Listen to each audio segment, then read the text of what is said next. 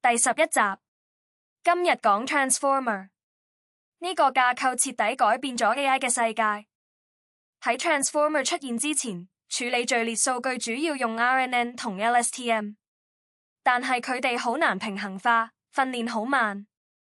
2017年 Google 嘅團隊發表咗一篇論文 Attention is all you need。 由嗰日開始， AI 進入咗新時代。Transformer 嘅核心概念叫 Self-Attention， 簡單嚟講就係讓模型同時睇到句子入面每一個字，同埋理解佢哋之間嘅關係。舉個例，句子入面嘅佢字到底指邊個？ Self-Attention 可以自動揾出嚟，因為佢會睇前面所有嘅字。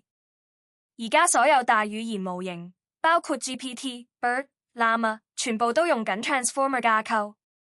你可以話佢係 AI 革命嘅引擎。下集我哋講 Token 文字點樣變成數字。記住訂閱。